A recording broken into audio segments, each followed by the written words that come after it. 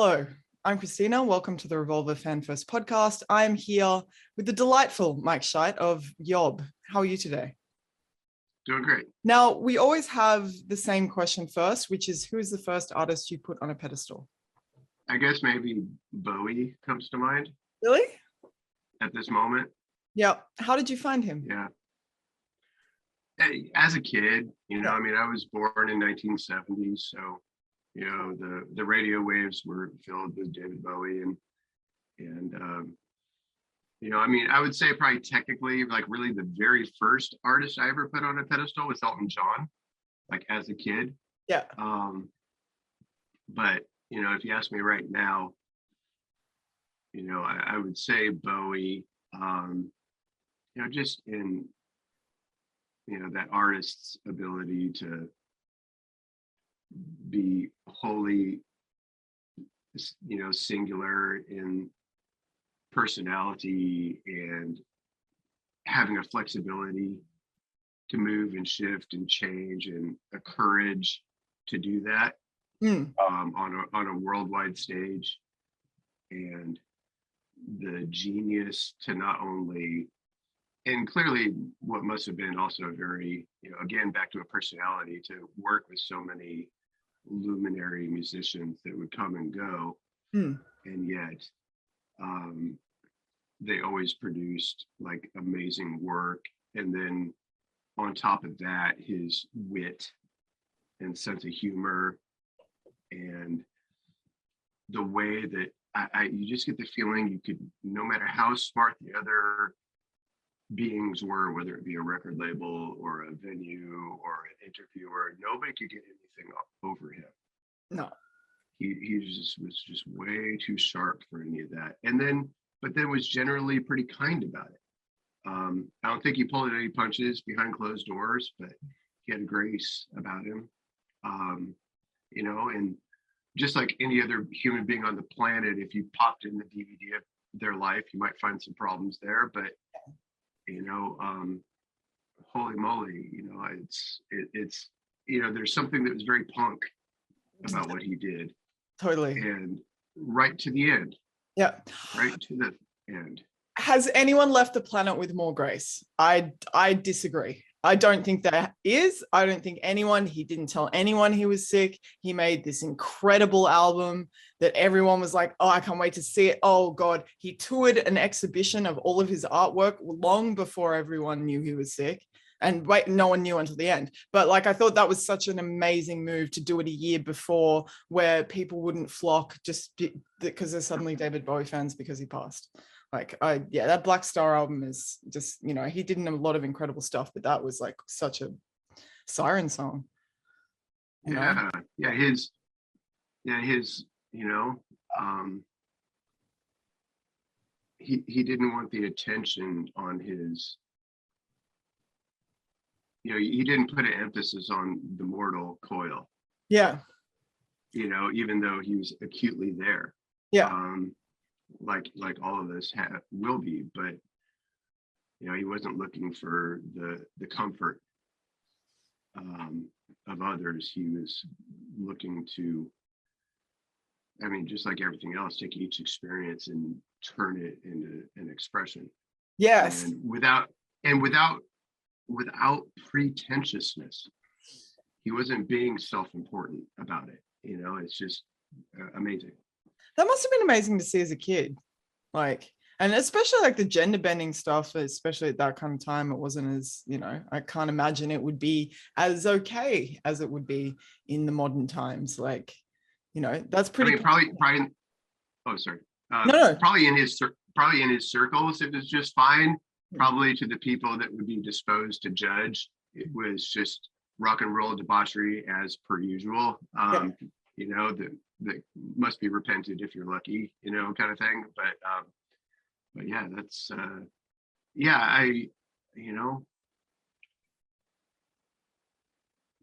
mean, if any arrows stuck into him, he somehow managed to pluck them out and heal and be stronger for it. Yeah.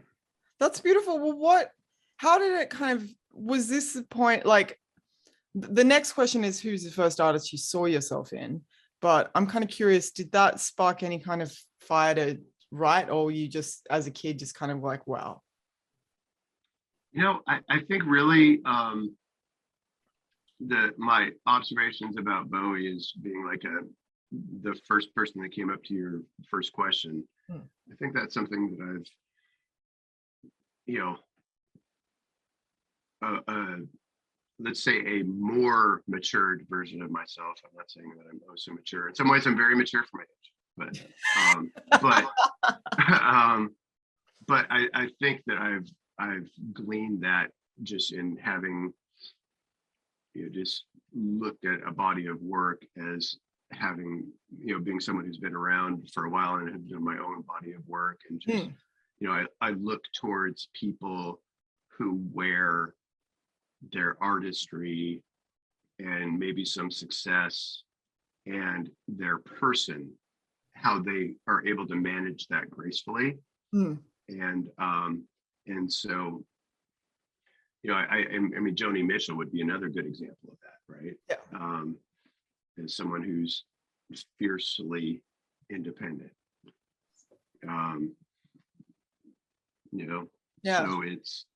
So I think, while at the same time offering incredible things to the world, that's cut from, it's almost like they're making medicine, but they're also the control group.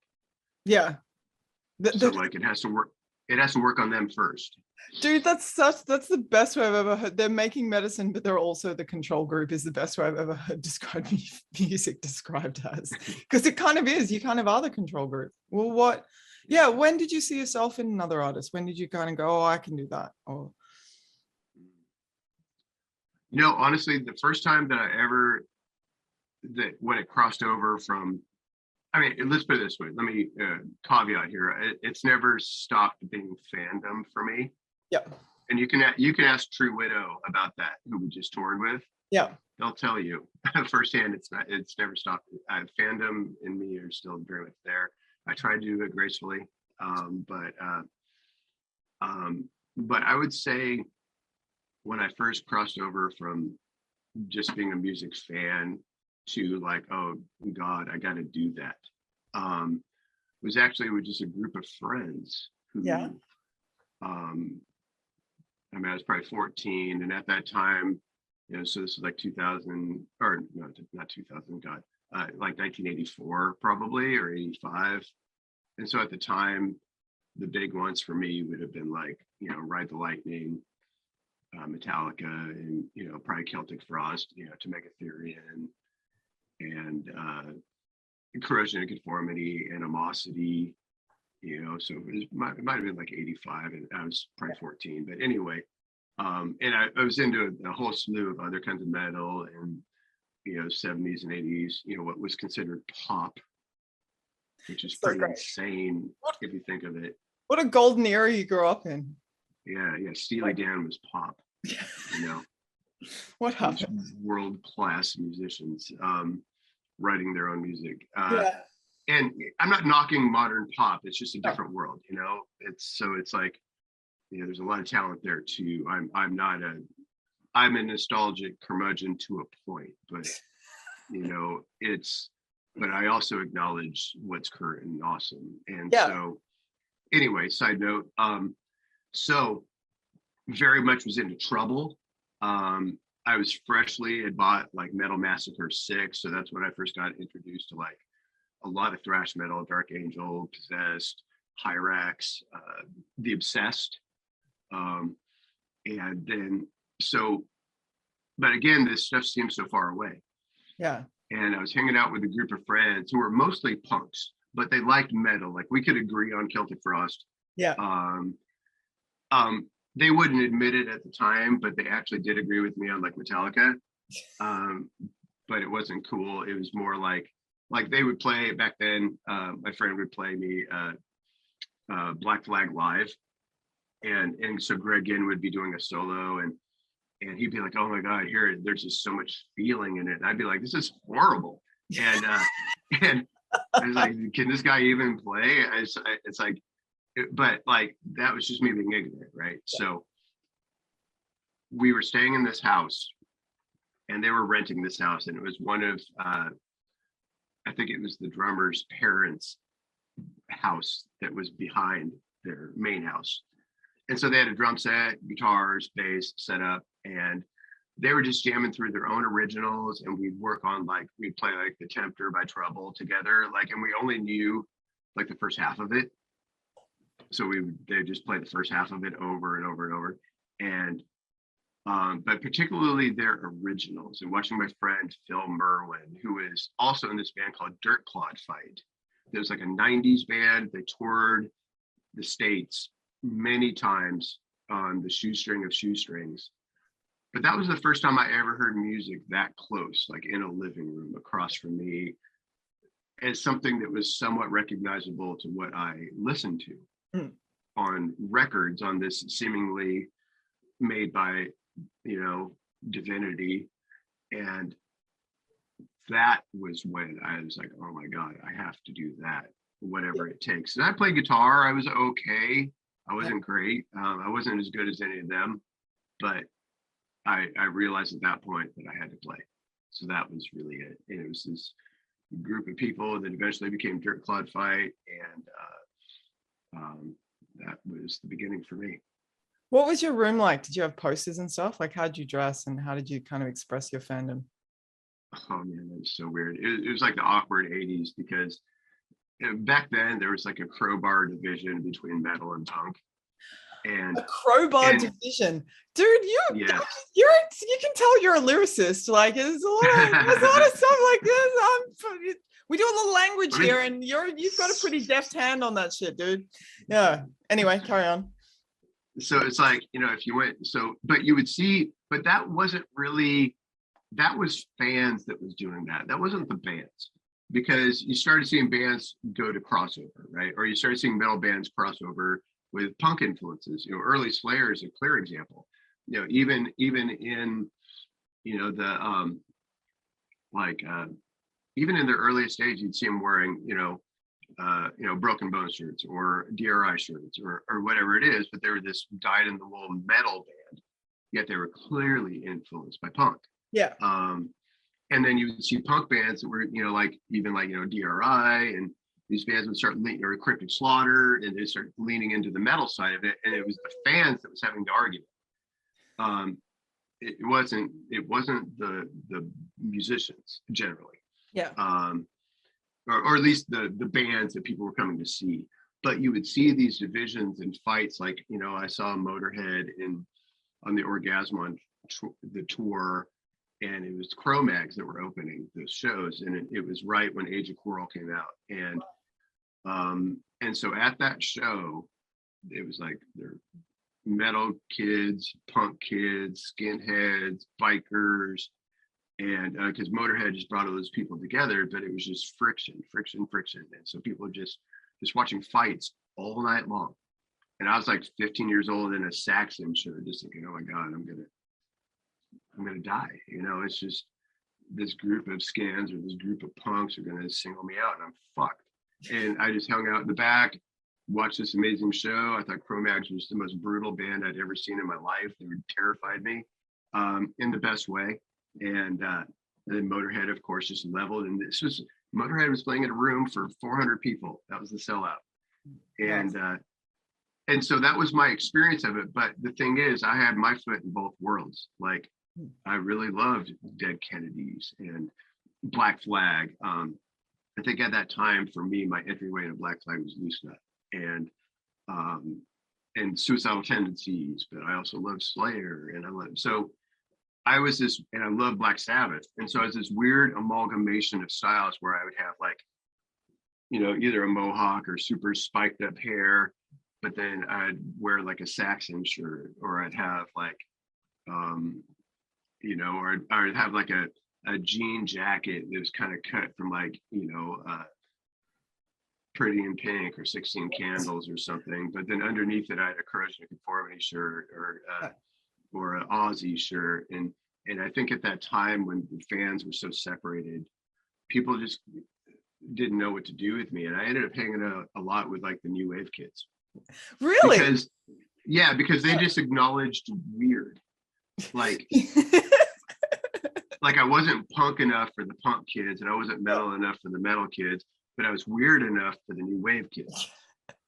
And I also love, yeah, and I also love new wave, so I had no problem with that. New wave. We've never talked about new wave on the show. What were the bands that were big in new wave, and how did they dress and look? Just out of interest, because I guess they're this thing. Because we've talked extensively on the show, obviously, about punk rock and metal and stuff, but like that was obviously a thing too. That was a thing that was happening. Oh yeah. Yeah. What was what was their deal? Curious. I loved, The Cure. Yeah. Early Depeche Mode, Music for the Masses was a big deal to me. Psychedelic Furs. Certainly, there's this band called Specimen that was like more of like a goth band. Yeah. But then there was, that whole wave of bands really, there's so many, but those are the ones that immediately come to mind that I still listen to. The Alarm, The Fix, all sorts of things like that. Yes, it's interesting that there was that division, and it's almost, I guess it's like, well, people kind of rest their identity so hard in the music they love that if you're kind of stealing a bit from their identity but you're not all the way in, then you're kind of challenging them on such a personal level. Like, you're taking my identity and you're subverting it, and this is who I am, and well, who are you, kind of thing. I don't know. When it gets kind of, it can potentially be turned into a dogma. It's not unlike, it has a religious quality to it. Of course, music very much inspires what the religious points to, but here's the club. Here are the rules. It's exclusive. You're special and you're in it.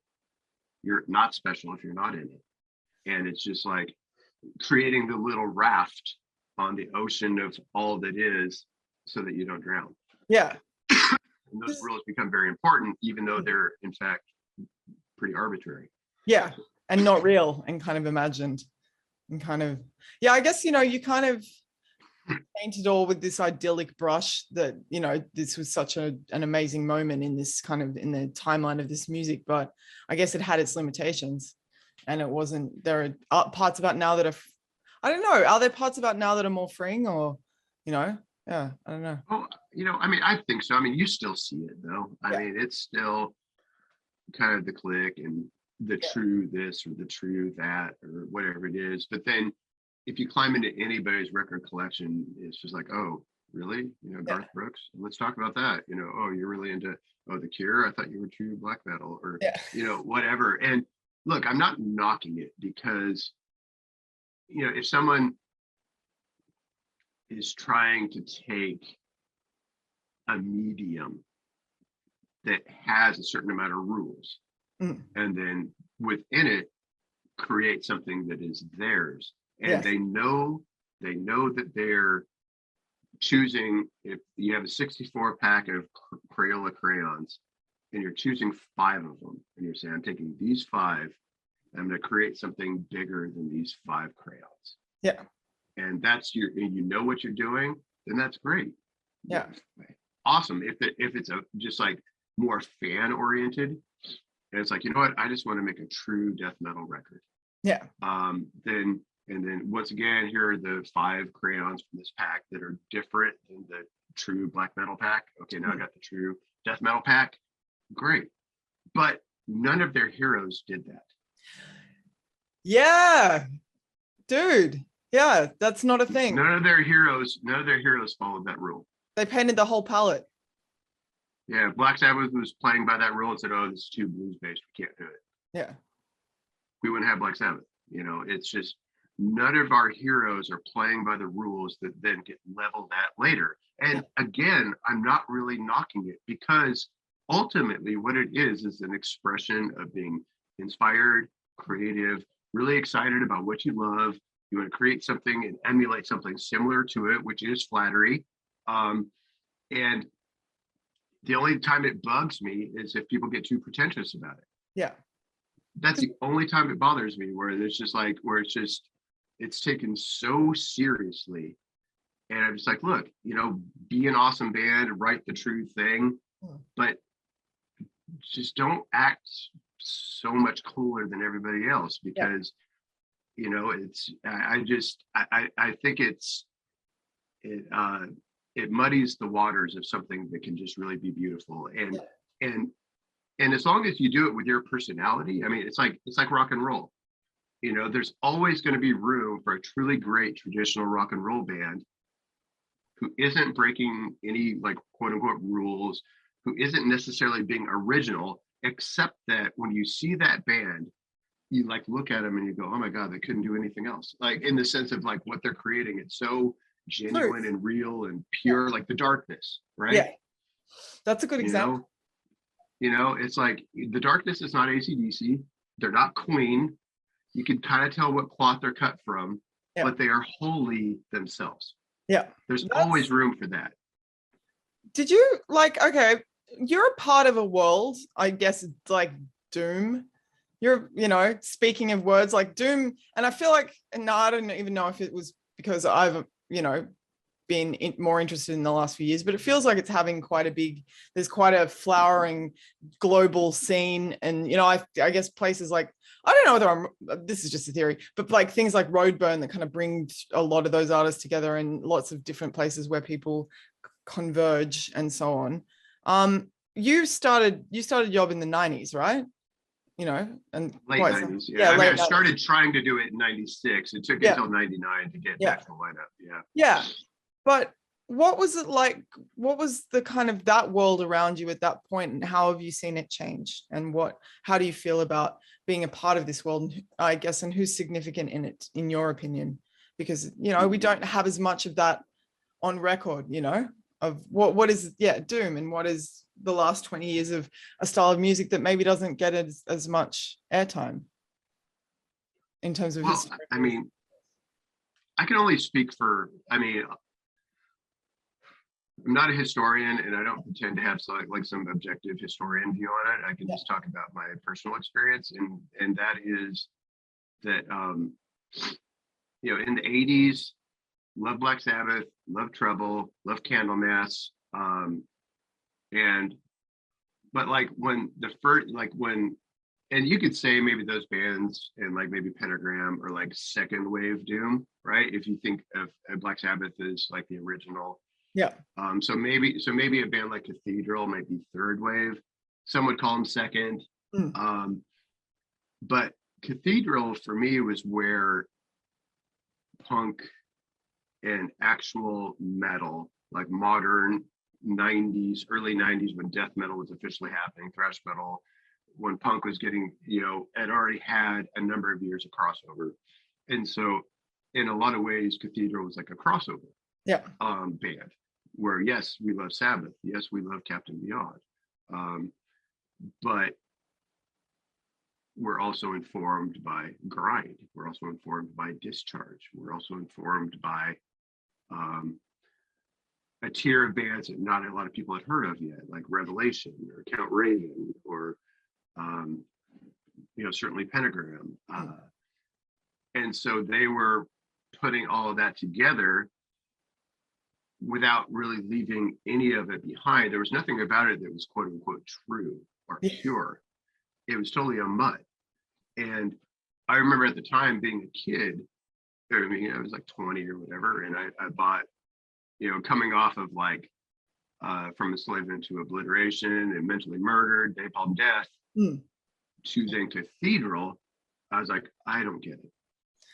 even though I liked Black Sabbath and Candlemass and Trouble, this was like a step beyond, where I was like, I don't get this at all. And I went to a show that was on the Grind Crusher tour in North America, and it was Napalm Death was the headliner, and they just done Utopia Banished. Carcass had just put out Necroticism, and the opening band was Brutal Truth on Extreme Conditions, and then Cathedral. And I knew I wanted to see all those other bands, and I didn't really care about Cathedral. Yeah. And so Brutal Truth played, and of course, just leveled. Cathedral came on, and I think I remember Lee wearing like a pink shirt and medallions and super tight bell bottoms. And look, I come from the 80s, so I got no problem with pizzazz. You know, it's like that was, I was like, wow, this is, you know, but this was interesting. I was like, well, wow, okay, this is interesting. And I went from being in the back of the room talking to my friends, not caring, to being at the front of the stage in about 15 minutes time. And it changed my life. It changed the way I played music forever. I started, that was the official beginning of me going on a different path and recognizing it, like, oh man, I love crossover. I love being in different worlds and feeling in them, but you're not a part of them. And then here's Cathedral, and they're just so defiantly that. And they're like, you know what? We're just going to create our own part of the world. Yeah. Yeah. Which is what any luminary band does. Yes. And so it's like, oh my God, this is amazing. And so, but it was still like a hush hush secret. Yeah. Like, you know, Electric Wizard, we played with them in 2001 or 2, you know, it's 400 people probably, you know, maybe 350. Played with Orange Goblin, played with any of the bigger bands now, Acid King, you know, Sons of Otis. Yeah. We're big Sleep fans when nobody really knew who they were. Huge Burning Witch fans, and they'd already been burned out for 10 years before that. So then YOB, you know, eventually went to Metal Blade. We thought this is a really weird pairing. Why would you do this? We're not going to make you any money ever. And Brian Slagle was like, well, you know, I'm in a position where I get to sign bands that I want. And I like you guys, and I'm a fan. So let's see if we can build you. And then when we broke up and took the time off, and I did Midian in between, and but there was a break of about 3 or 4 years. And so we were on Metal Blade, playing to mostly smaller crowds, but we didn't expect anything else, because this was not about, there was nobody in our scene. Maybe Caius was the closest of somebody that was like on some level maybe doing commercially well, or the perception of it. But you know, in our world, that wasn't really the expectation. It was still punk. It was still a group of bands playing for each other, inspiring each other, and then there was a handful of people that appreciated it.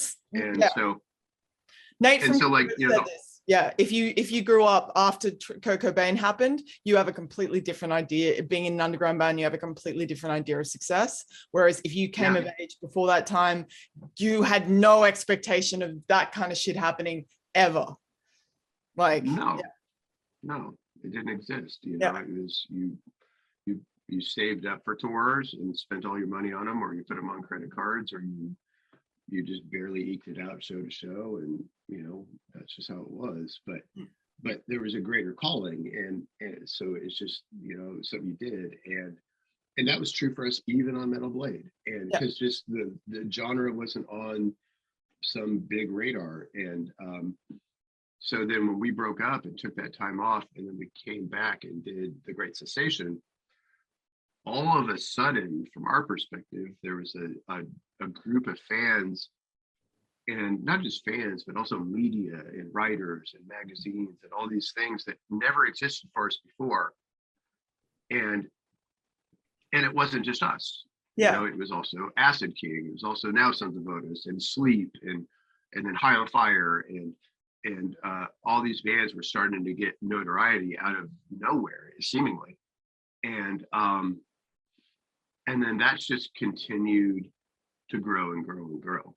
And, you know, it's kind of one of those things. And I think the thing that's most exciting about it to me is, so if you have a brand new fan who somehow they go to a High on Fire show and just get their brain, you know, annihilated by it, then they start going down, you know, doing a search on the internet and start going down the family tree. And they start discovering bands with these immense discographies that weren't trying to be the next contestant on The Price is Right. Yeah.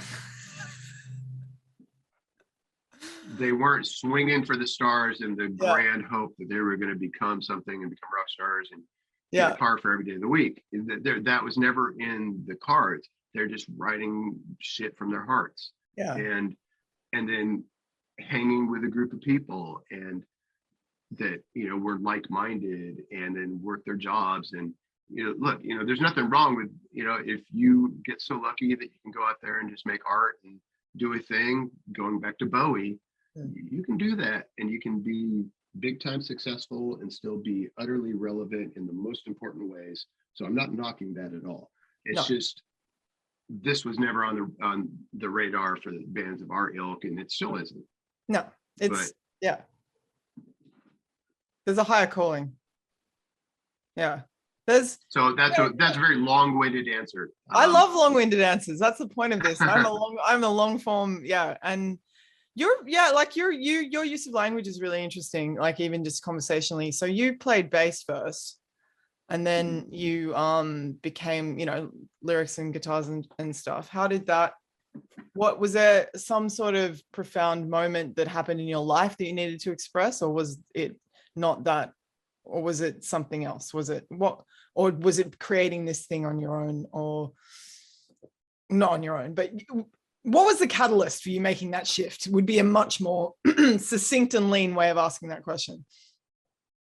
You know, I think, I mean, when I played bass, you know, mostly it was for punk bands or crossover bands. Chemical was my big first band, and with a couple of friends, and we were definitely like a crossover band. I mean, we loved like Neurosis, Pain of Mind, and we loved Black Flag, but then we also loved like Master of Puppets era, Metallica.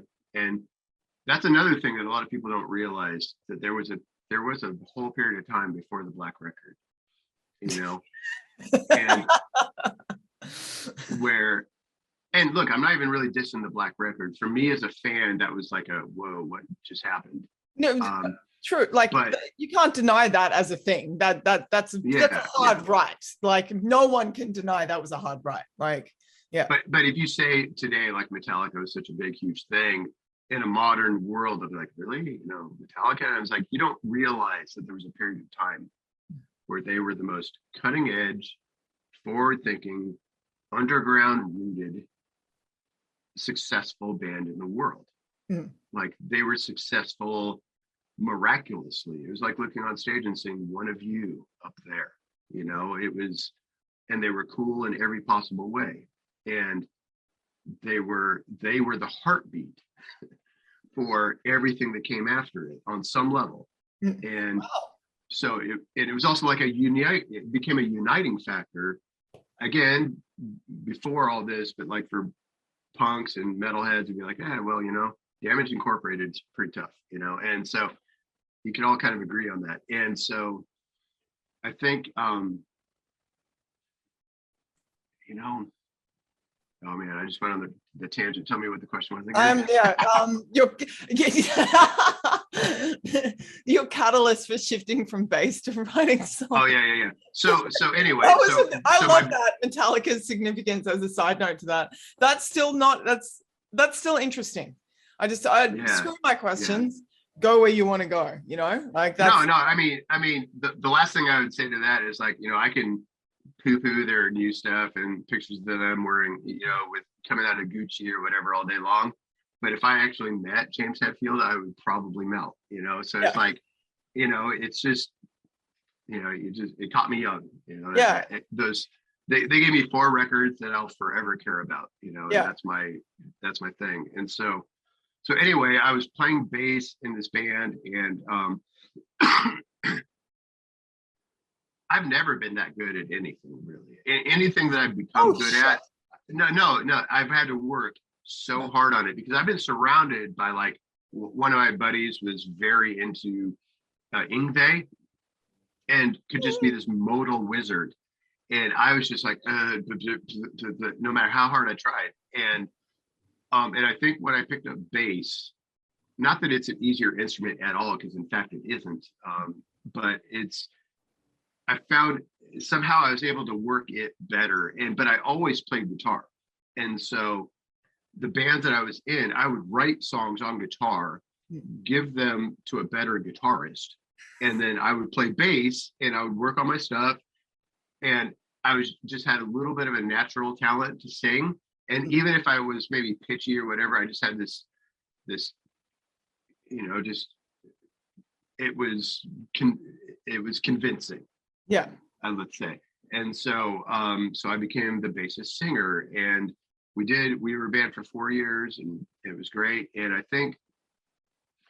then I played in a couple other bands, and then I ended up playing drums in a punk band for a while, because I've always played drums too. I've always played drums. Again, never great at it, but good enough, with a good enough ear to get my ideas across. And so I was playing drums in this punk band, and I started, at the time too, I had like 3-year-old twins. Yeah. Boy, girl twins. And so it was really juggling job, work, job and parent, and carving out time to be an artist and play music, really. And then I'd just been bitten by the bug of doom, and like all the early like stonerrock.com days, when it was just a group of people passing music back and forth. And back then it was certainly Acid King and Sea Green from Canada, and Witch Mountain in Portland, and Sons of Otis in Canada, and Warning, and Sleep, certainly, Goat Snake. These are all bands that a lot of people were into and talking about. And so I just really wanted to do my version of it. But where I was from, Springfield, Oregon, just nobody knew what that stuff was. And so I ended up being like, okay, well, the only way this is going to happen in a guitar-based songwriting structure is I'm going to have to now cross over into guitar. Yeah. And start kind of trying to take that by the horns and make it happen. And I tried to find people to play, and I was in this weird, again, the 90s is such a weird, interesting time of just really amazing cutting edge music, but it was also this weird kind of like waiting room of things too. Certainly in fashion, 90s fashion and 90s like there's all these different trends that came and went so fast. Totally. Like funk metal, or swing, the big swing phase that happened, or whatever it is. I mean, I love swing, but but as far as being on the mass level and this kind of punky, hey, it's cool in a video format, that came and went very quick. And so all I knew was, here I am. I'm mostly a dad. I'm mostly working. And I'm from a place that doesn't understand what I want to do. And that's okay. But I'm not going to do anything that I don't want to do, because I have a limited amount of time. And so this has to be my hobby, where it is before, when you're in bands where it's like a democracy and all these things. It wasn't like I was being a control freak. It's just, I wanted the thing that I wanted to do to be the thing that I wanted to do. And I didn't want it to be like, well, maybe we should put some downbeats in there. Yeah. Or, oh, maybe we should have some shredding solo, or maybe we should do slap bass or something. I was like, no. This is my hobby. And if you're not on board with this hobby, that's great. But I am not going to compromise. Yeah. I need this to be what I need it to be. And people got mad at me, and I'm just like, I'm sorry, I'm not, it's not trying to be a jerk. I have a limited amount of time, and I want to make a doom record. Yeah. I really wanted to do it. And so eventually I hired, not really hired, but I talked to a friend of mine that I went to high school with, who's this wicked sick metal drummer. Yeah, sick. And but he never played this style either. So I gave him, okay, here's Electric Wizard, here's Sleep, here's this, here's that. And then we recorded the demo. Yeah. And then the demo is very stonerrock.com. Yeah. 1995. It's like straight up, okay, Fu Manchu, Sleep. It was very stonery in every possible way. Cathedral. And that was when I made the crossover. YOB was the first band I played guitar in. Yeah. It sounds like the idea, well, to go back to Bowie, it sounds like you took the idea all the way. Like the musical ideas, it sounds like an all the way idea, Well, at the time, I also worked, my main job was I worked in a guitar shop with a bunch of country pickers. Really? And yeah, and I was the only, I mean, we're all miscreants, but I was the only like metal punk miscreant. And so, but they were checking out Merle Travis, Doc Watson, Chet Atkins, Blind Blake, you know, thumb picks and acoustic guitars, and I could play kind of bar chords, and that's about it. And but I really, because of my time with Cathedral, I really like the idea of like, look, it doesn't have to be a particular thing. The first demo was very much like this is true X, you know, but after that it stopped. And after that it was like, okay, well, I learned a bunch of, you know, I spent 10 years in the shop learning how to Travis pick, and then starting to like, okay, well, how can I apply this to heavy metal harmonic minor? And then, so I would say my style is really like a mutt. Yeah. You know, it really is this weird mutt. And if you put me up in front of like a music school and they're expecting some kind of music theory wizardry from me, what they're going to get is, for me, is like, well, you know, I don't have that, but style matters. Yeah. You know, so, you know, otherwise I wouldn't be sitting here talking to you. Yeah. There's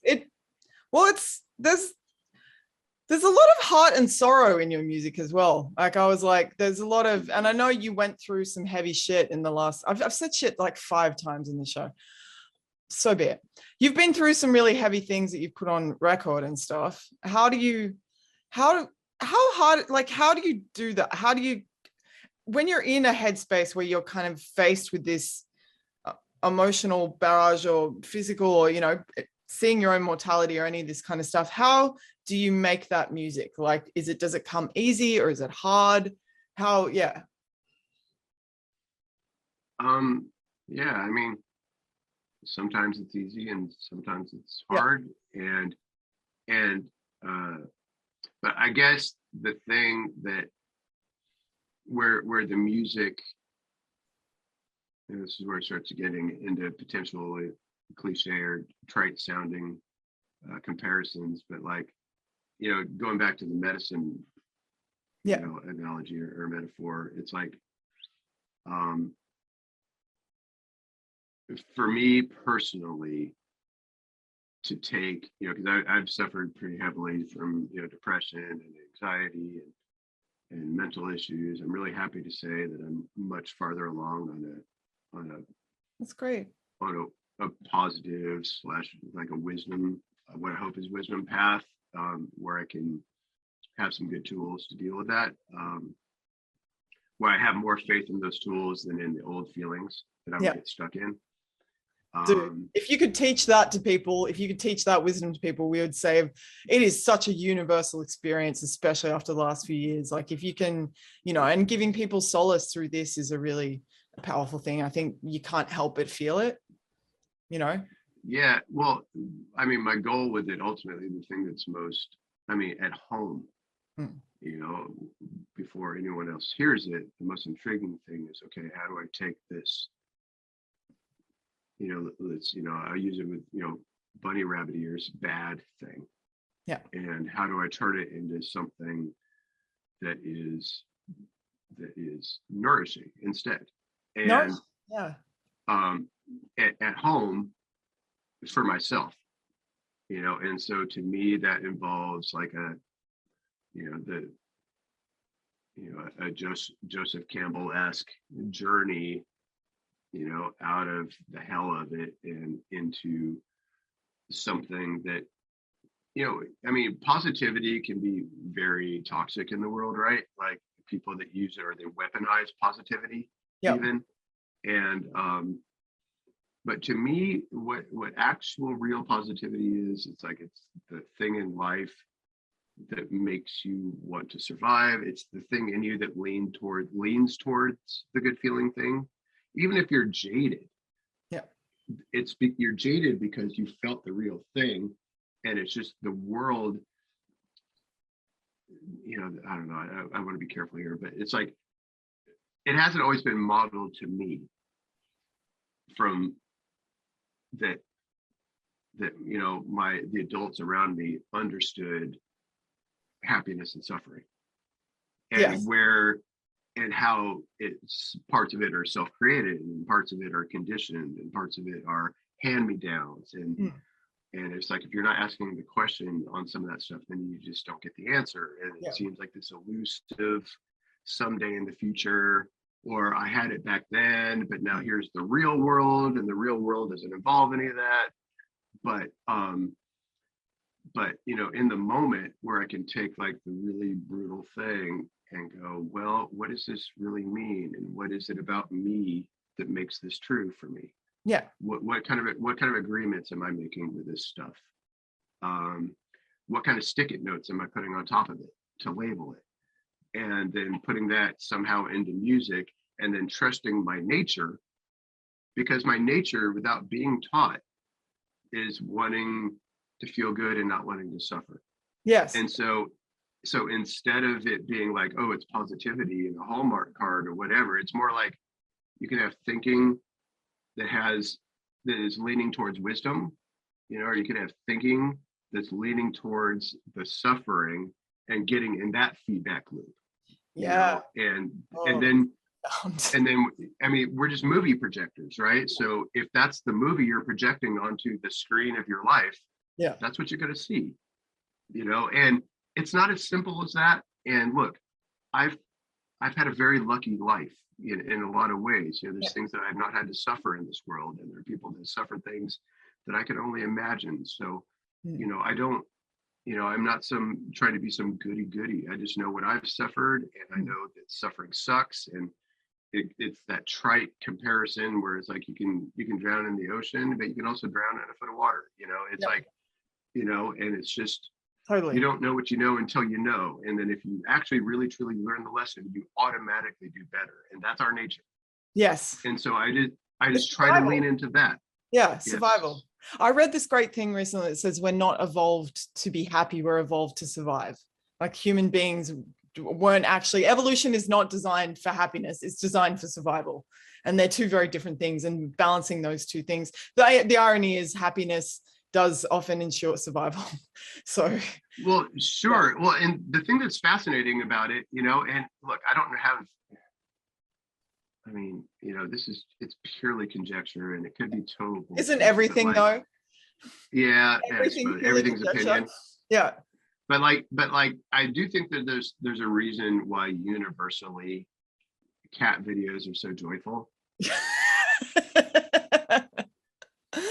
like universally. Like it's so silly to like watch a video and then you hear somebody speaking now in another language and you're like, whoa, I didn't know cats spoke that language or whatever. Well, they don't speak any language. Yeah, but what they do, again, without being taught, is they can be, or dogs or whatever, they can be joyful, loving, compassionate, intuitive. They can also be badass motherfuckers, right? Like they can go in and just take the food or take this or whatever it is, but then they have this other thing that's just joyful. And you see it in babies, you see it in children before they know anything. It's just when the other stuff gets downloaded onto them, that's when it starts becoming more and more obscured. But even the part in us that suffers is like, that would say like, you know, like you take the most misanthropic person who hates everybody, lives out in a cabin, wants as little to do with human society as possible, but they have their dog. And on that dog is the love, the companionship, the joy, and somehow with all the other obscurations gone for that person, obscurations as if they're actually real, you know. So for this person, then that's their motivation. Protect. If that dog gets sick, now they're going into society. Now they're going to go and take this dog to a vet. Now they're going to do whatever they can to throw every resource to fix the thing. And we're all motivated in that way. And we're also all motivated to go and have a good time. We automatically want to be around. And sure, you might commiserate with somebody else. But if it's all just doom and gloom and emotional, like trauma bonding, emotional baggage, eventually, it eventually breaks apart. On you. It becomes that is not the nature of things, you know. In the truest sense, it's not the nature of things. And so it's just a matter of understanding that we decide. And so and it's not as simple as that, because you have to undo countless amounts of fucking baggage and garbage, but a person can trend in that direction. And it's not about being goody two shoes. It's about like, this isn't a trial run. What do you want? You know? Yeah, totally. What do you want for yourself? I don't have the answer for anybody else, but I'm working on it for me. That's all I can say. Well, that's all we can really do, right? And so that's what I do with the music. Yes. Try to make it medicine. Yeah. That's what I try to do with the music at home. And then to me, if it worked on me first and nobody else gives a shit, then I go to work. I go do this, I go do that. I come home, I do this thing. It fulfills me, makes me a better person out there. It's still completely, utterly valid. And then if there's any kind of miracle that it can model something or somebody can find something in it, then they take for themselves. Because at that point, when they buy the record, it's not mine, it's theirs. You know, Metallica doesn't get to decide what my favorite record is, neither does Iron Maiden. Yeah. That's mine. Yeah. That's your, yeah. You know? Well, there's a YouTube comment on the Raw Heart that said it's a guy with cancer going, this got me through chemotherapy. This got me through like healthy visualization. And like, you really did something profound for me, dude. Like, and I was like, that's a pretty rare bit of beauty on the old YouTubes. Like, that's, you know, that's quite beautiful to say that. And it's like, I was like, oh, makes me feel emotional. Yeah. It's like, it's nice. It's nice that, you know, to do that. That's a gift to the world. I mean, far out.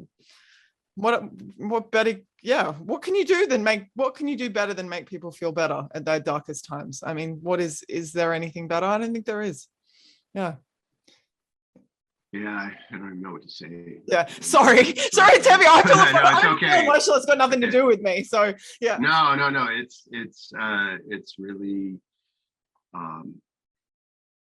you know, we go out of our way, you know, to not get too into depth with lyrics and things because we want it to be something that can be a subjective experience rather than me saying this is what this means and this is what it meant for me and here's the specific experience and it's not that a person can't have their subjective experience with that, but now they have to live permanently with the narration, and you know, as opposed to creating their own story around a group of imagery.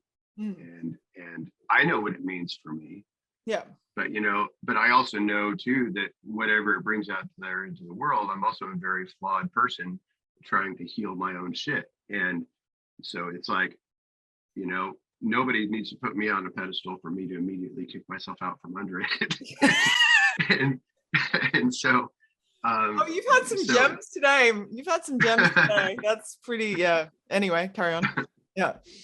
Yeah. So yeah, it's good. But we're all in the same fix. And so I take comfort in that. Well, okay, we have another universal question that I have to get in before our time is up, which is it's 5 songs that change your life, but I'd rather change that in this instance to 5 songs that are your most medicinal songs, just to tie it back to this conversation, because I think that's a really cool way of putting it.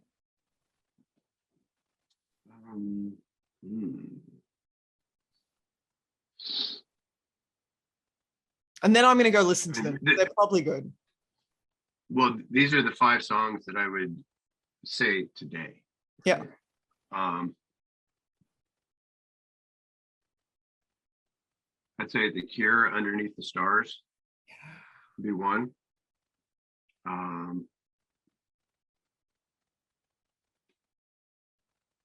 Neurosis, The Doorway. That's a good combination together. Carry on.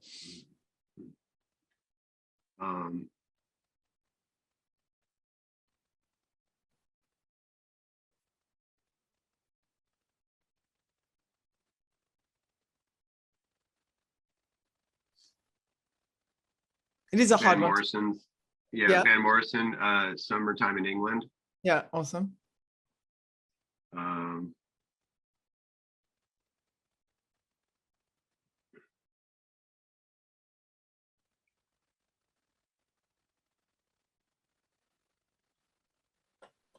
Suffocation, Breeding the Spawn. Yep. This is well-rounded. Wait, is that 4 or 5? Have we done 4? That's 4, isn't it? That's 4. That's 4. Yeah.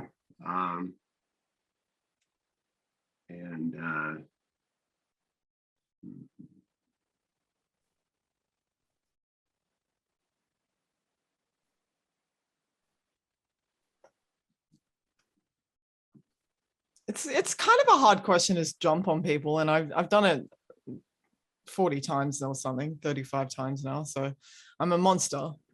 But it's interesting what comes up in people's heads.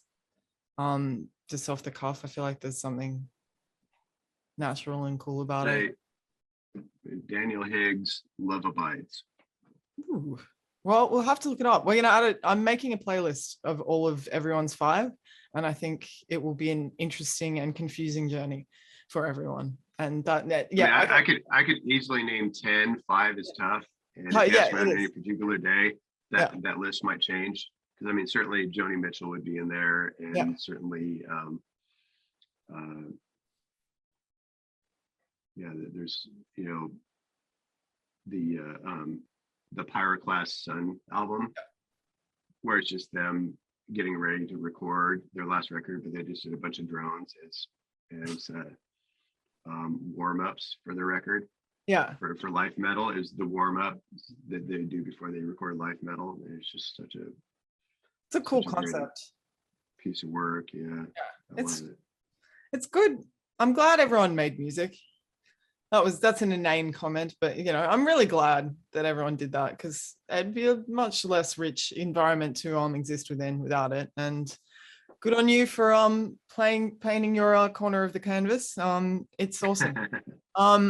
So okay, final question: who would be on your musical Mount Rushmore if you had 4 faces carved into the stone?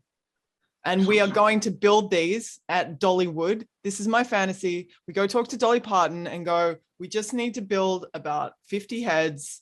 You've probably got some rock face somewhere in a socially conscious way. It's ecologically sound or whatever. But then Dolly would let us all go there, and, a metal pilgrimage. So is it music? Yeah, I think so. Like just the kind of your 4 figurehead, not authors, but no, like musicians. Your presidents. Yeah, your presidents. Okay, gotcha. Your personal presidents of music, of rock and roll. Yeah. Okay. Or what? All right, of rock and roll. Okay, that's good. Whatever. Good. Yeah, I'm getting specific now. I need. No, it's okay. The parameters help me. I'm going to go with. Yeah. It is a bit ape shit otherwise. Yeah. Roll with that. Yeah. No, that's good. Daniel Higgs would be one. And that's his solo work, his stuff with Lungfish, his collaborations.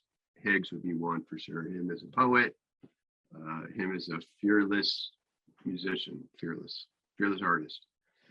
I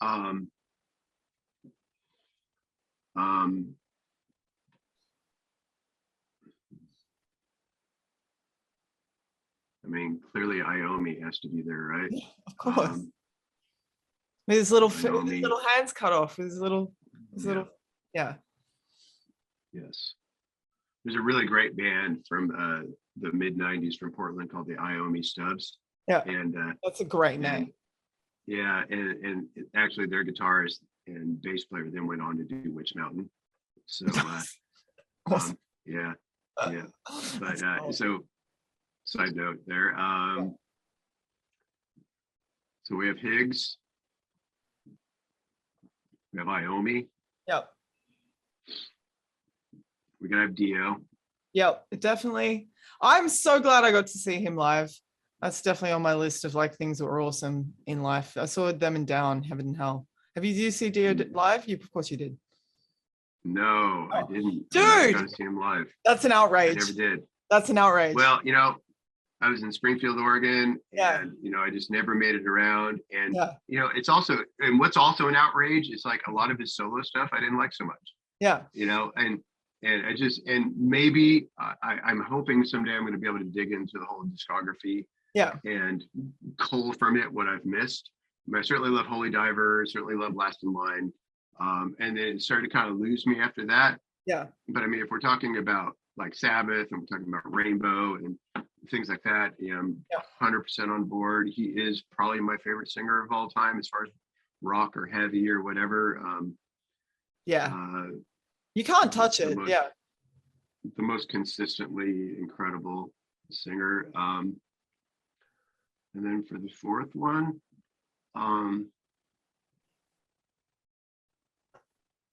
Holy Diver. No, sorry, no, it's in my head. I mean, I probably have to go with Joni Mitchell.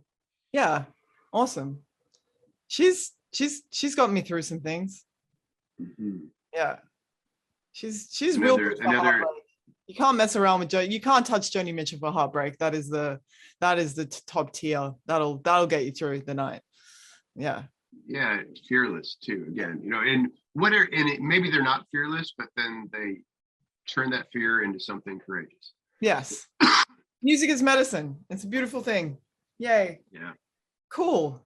Well, thank you. That was really fun. We went Doom history and we got deep, and all the fun things, all my favorite things. So yes, thanks everyone for watching the Revolver Fan First podcast. This is Mike, Scheidt of YOB.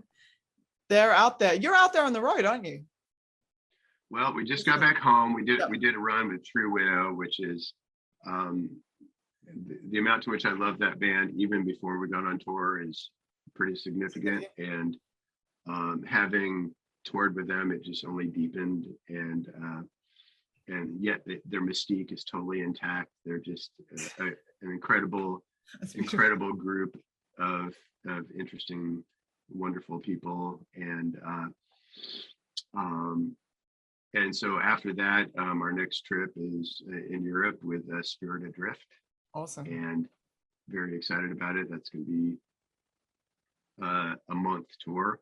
Yep. Nice. And you're going to make some new music. Where are you at? That is the goal. Well, there was a meme going around where it's like, oh, I'm in quarantine, I'm going to write 5 records. And there was the one where it's like, oh, I'm going to write a couple songs. And then the next one is like, oh, there's that one riff I kind of liked a week ago.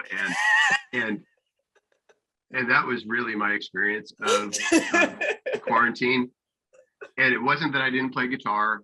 There's a lot of things that I worked on. In fact, I spent a lot of time working on a composition with a classical composer that's coming out in June. Killer. And it's a 58-minute piece of music for single distorted guitar. Awesome. He's a Pulitzer finalist, and he wrote a piece for me. Yeah. And I had to take guitar lessons for the better part of the year to learn how to play it. And we recorded it, and it's going to be coming out. And what's it called? The piece is called The Complexity of Distance. Yeah. And because it's written in these crazy ratios of space, 13, 14, and 15 counts, and then these intervallic kind of almost stories within each of the 13, 14, and 15. But it's also this mathematically precise piece with the palindrome. And so when it gets to the middle, then it circles backwards, and it never plays exactly the same thing twice. And it returns to unison after 2,730 beats. So it's like one giant riff, basically. Yeah. Amazing. Oh, yeah. So you got to watch out for that. That's exciting. So yeah. So I was busy, but I couldn't write new. Yeah. I couldn't write my own music. I was but it was this really great anchor of not only something that was enthralling and fun and overwhelming to work on, but between that and getting that done and going through this process, and then getting out on actual tour and seeing True Widow every night, meeting people every night, seeing the various other bands we played with, I am starting to feel inspired, and I have a little bit more of an idea. I've had the flavor of a record for a long time, but I just haven't known how to go about it mathematically, in the sense of one, I want to put it on the fretboard, and then also something where it doesn't sound like math anymore. And so that's the tricky part, where you stop thinking about what the modes are, and you are taken into the musing land of music. Yep. The muse part of it. And so, but I'm starting to feel it. Yeah, that's awesome. Yay. Go and make stuff. Yay. I'm keen to hear that stuff. That sounds awesome. Well, thank you for joining us. Thank you all. Yeah. The composer's name is James Romig. That's how we need to James Romig. And in June it's coming out. Did you say? Mm-hmm. Yeah. So watch that space. That sounds pretty awesome. Thank you, Mike. You're awesome. Keep on. I almost want to say keep on rocking the free world, and then I feel quite embarrassed, but I'm doing it. I just did it, and I embrace that, and that's where I'm at. So yeah, thank you.